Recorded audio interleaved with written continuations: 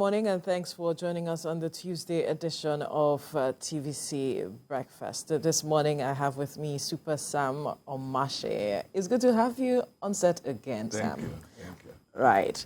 Now, let's quickly touch on something that is generating reactions across the social media space, and it is the special advisor to the President on Media and Publicity, Femi Adesina's response to Bishop Kukah's letter, which Bishop Kukah wrote on Easter Day to the President-elect, as well as the President and the Supreme Court. To the President-elect, he says he should address matters of nepotism, address matter of insecurity before he looks at the matter of governance and the promises he made, especially in his 80-page manifesto. And then to the president, he said that he wonders if the president feels fulfilled with regards to the promises he made when he was coming into government, talking about tackling insecurity, bringing back the girls, tackling corruption, and all of it.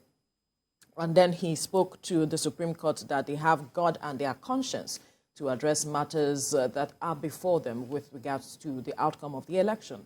Now, the speaker, or rather, the president's aide, rather, has come out to react to the statement made towards his principal, saying that if Bishop Kukah is sincere with himself, he will know that some of the promises made have been addressed, talking about insecurity, that what they met in 2015, the situation has changed with regards to insecurity, saying that some of the statements made by Bishop Kukah were laced with politics. Well, there's going to be a debate years to come and even decades to come about the Buhari legacy. The interesting thing about history is that those who live it tend to feel one way, and those who live after tend to feel another way. When Abraham Lincoln was alive, you need to see what the media was saying about Abraham Lincoln when he was alive. He was skewered. He was eaten alive by the media. He presided over the fight to reunite the United States during the Civil War and all of that. But the same man is regarded as the best president the United States has ever had by so many people. Some people say it's Washington. It's usually a debate between Washington. It's Washington gave birth to the country. He led the country to independence. But Abraham Lincoln saved the Union. So who is better, the one who gave it and the one who saved it? So those are issues that remain, that are there. And we have had also the issues over the legacies of Gowon. Some people say Gowon was weak and so on. Some people have said, well, Gowon gave us great infrastructure development. It was the one that united the country after the Civil War. In spite of what you say, Gowon was a very pivotal leader in Nigerian history. That's words like that about other leaders. In the case of Buhari, it is interesting that the bishop will speak like that he wonders if Buhari is really fulfilled. Shoyinka said Buhari will be living on a sour note. We understand why he says that, because of the issue of the currency problem, yes, and the petrol problem and so on. These are things that people will remember after a long while, the pains that people went through and so on and so forth.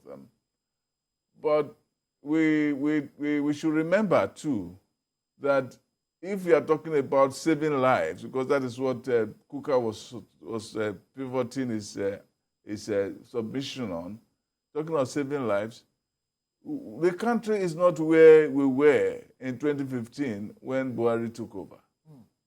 Even the very existence of Abuja was put in question. The Northwest, in places like Kano, were under perpetual siege. There was one time I wrote a poem in which I said, every day had its own violence, that we have had our violence for the day, which one is going to happen tomorrow? We were having that kind of thing. The Boko Haram was only miles away from the State House in Maiduguri.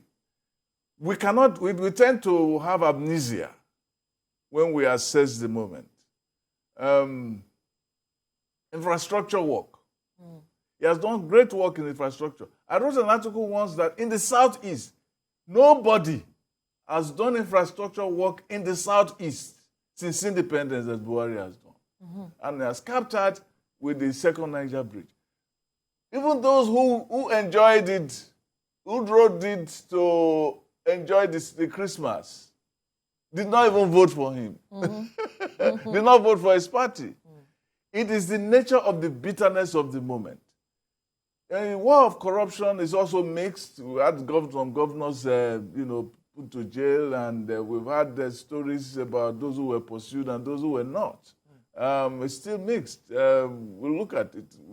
We'll look at it. We have seen the other part of Buhari as well. The other part about this is handling of the banditry. Because banditry became the order of the day after the fall of Boko Haram. It's a war fall because in the great extent it actually went back to its roots, beaten and also divided.